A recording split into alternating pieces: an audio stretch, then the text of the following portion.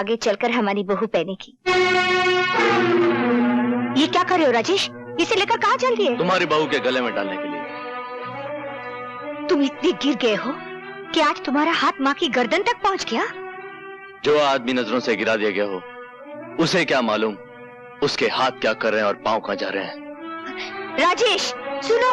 करती तो ना सही, खैरात ही दे दो। मैं भूखा जरूर आया हूँ यहाँ, लेकिन भूखा जाऊंगा नहीं। छोड़ दे मुझे। छोड़ दे। बहुत हो गया तुम्हारी बदतमीजी का तमाशा।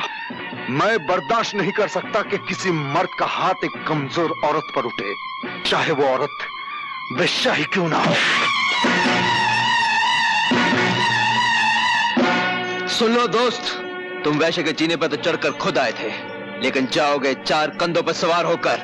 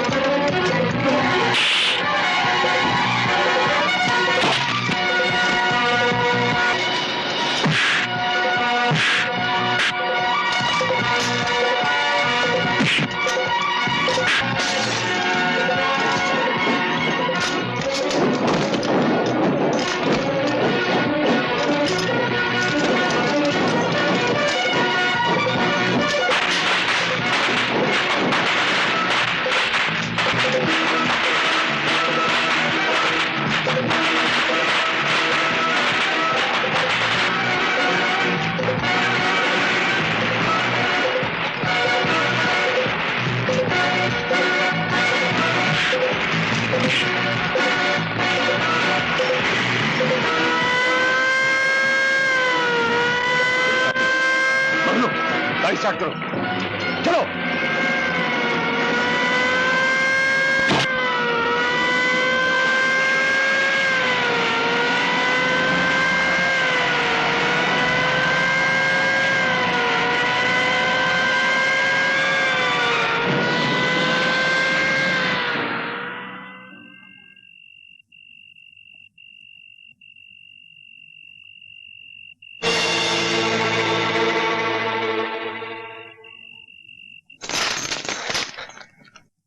शमशेर, अब तुम? हाँ, उस दिन जेल में जो हमारा तुम्हारा मुकदमा शुरू हुआ था, मैं चाहता हूं कि आज उसका फैसला हो जाए। तुम्हारे सामने बंदूकें भी पड़ी हैं और तलवारें भी, जो चाहे हथियार उठा सकते हो। नहीं शमशेरा, नहीं। तुमने अभी अभी मेरी जान बचाई है पुलिस से। मैं सब कुछ कर सकता हूं, तुम पर हाथ नहीं उठा सकता। हाथ उठा नहीं सकते, बढ़ा तो सकते हो। हमें तो तुम्हारी दुश्मनी भी अच्छी लगती थी और अब दोस्ती भी अच्छी लगती है। फिर एक बात बताओ दोस्त, मैं तो उस मोहल्ले में अपनी जान से मिलने गया था, तुम वहां क्या कर रहे थे?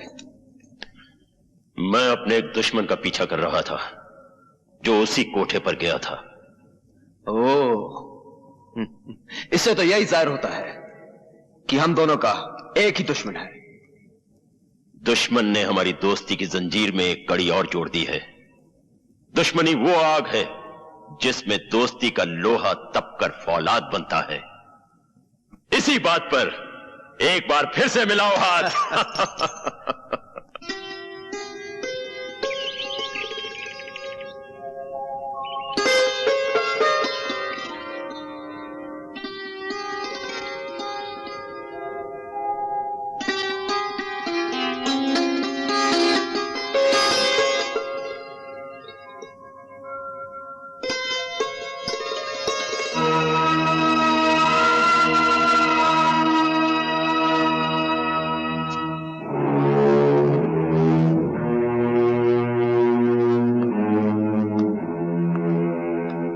जरा सुनिए।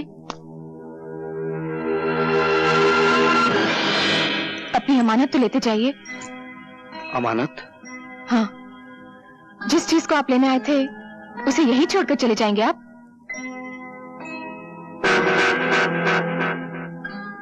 ये हार जो आप वापस कर रही हैं, इसकी कीमत जानती हैं आप?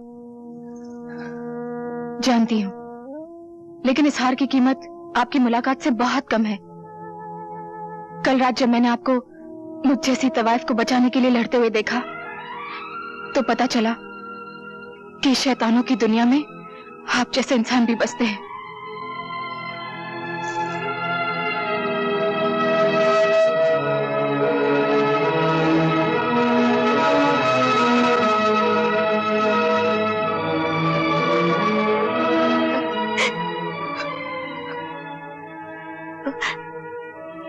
लो मां, अपना खानदानी हार। तुम्हारा एक बेटा इसे ले गया था, समझ लो दूसरा बेटा वापस ले आया।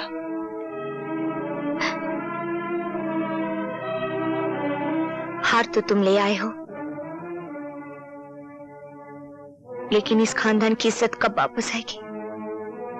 मैंने सुना है मेरा राजेश पागल हो गया उस नाचने वाले के लिए।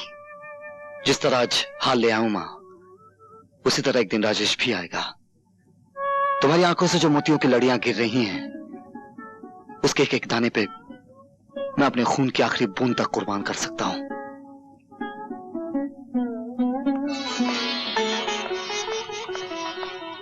भगवान, आज मैं जिंदगी में पहली बार तुम्हारी मंदिर की सीढ़ियां चढ़कर आई हूं।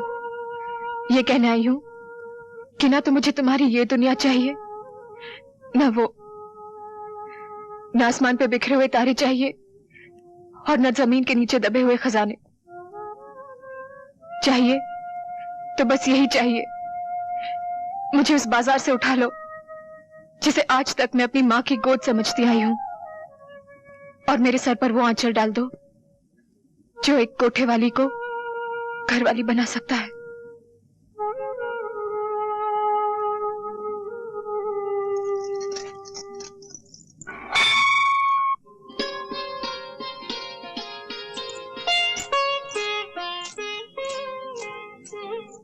आप? तुम्हारे लिए एक छोटी सी भेंट लाया हूं, इसे कबूल कर लोगी तो समझूंगा मेरे जीवन को अर्थ मिल गया है। जीवन का अर्थ ही तो ढूंढने आई थी आज मैं मंदिर में। मुझे नहीं मालूम था कि देने वाले के हाथ इतने बड़े हैं कि भीख मांगने वालों की झोलियां छोटी पड़ जाती हैं। इसे घर जाकर खोलना। समझ लो मैं जो लाया हूं वो एक सपना है, पूर्णिमा की पिघलती हुई चांदनी का बना हुआ।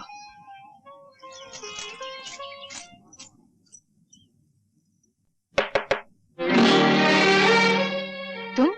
कसर है तो सिर्फ इतनी कि पलंग पे फूलों की झालर नहीं लगाई गई और हमने दूल्हे का सहरा नहीं बांधा। चलो कोई बात नहीं, सहरा हम सुहागरात के बाद बांध लेंगे। खबरदार जो मुझे हाथ लगाया। अब मैं बाजार में बैठी हुई एक तवाइफ नहीं हूं, एक शरीफ आदमी की अमानत हूं जो मुझसे ब्याह कर रहा है। अरे हम भी तो ब्याह ही कर रहे हैं तुमसे। लाओ एक चुटकी भर सिंदूर हम भी तुम्हारी मांग में भर दें। तुम समझते क्यों नहीं? मैं अब रवि की दुल्हन बनने वाली हूँ। रवि की? हाँ। अरे तुम तो सारे शहर की दुल्हन बनने वाली हो। किसी एक की बन भी जाओगी तो कितने दिन बनी रहोगी? हर रोज दरवाजे के बाहर एक नई बारात खड़ी होगी और सबसे पहले मेरी बारात आएगी। तुम्हारी बारात नहीं आएगी, तुम्हारी अर्थी यहां से जाएगी। निकल जाओ यहां से।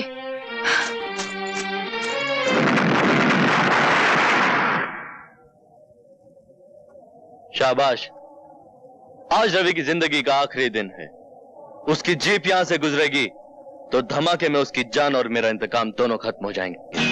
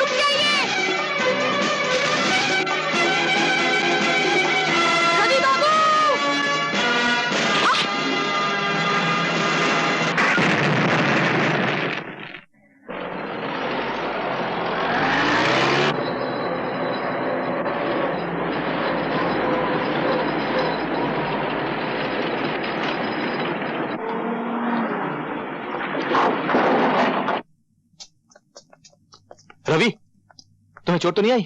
जिन्हें मैं वक्त पे कूद गया था, लेकिन जीप बिल्कुल खत्म हो गई। अरे तुम्हारी जान जीप से कहीं ज्यादा कीमती है। लेकिन ये हरकत की किसने? आपके लाडले बेटे राजेश ने। क्या? वो देखिए भाग रहा है।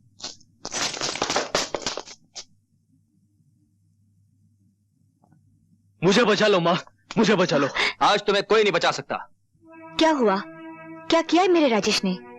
आज ये एक ही छलांग में इंसानियत की आखिरी हद से गुजर गया है। तुम जानती हो, आज इसने रवि की जान लेने की कोशिश की।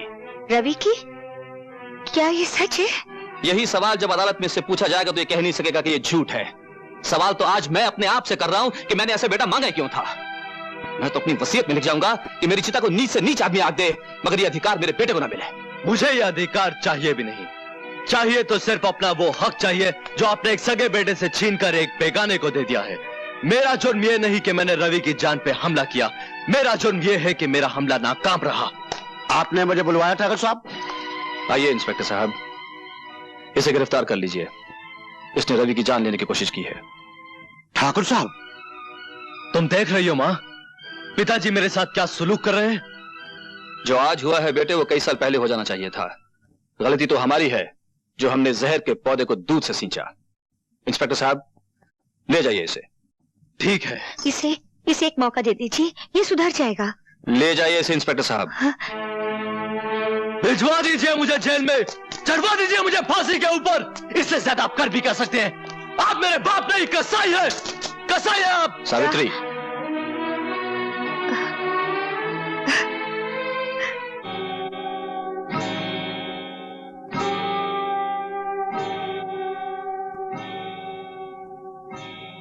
क्या खबर लाए मंगलू?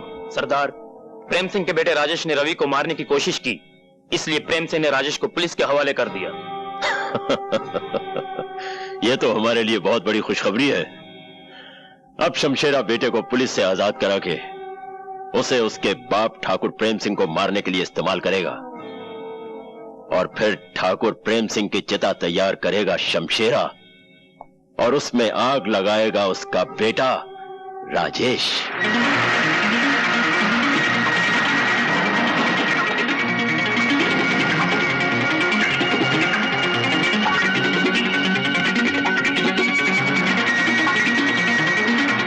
चलो।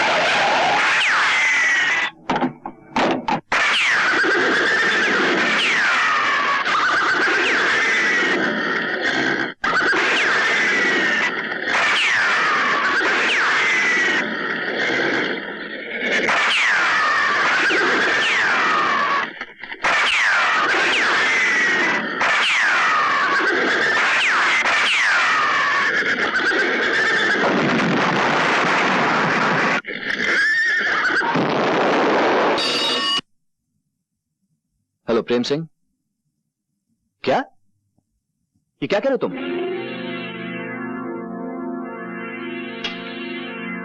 क्या हुआ?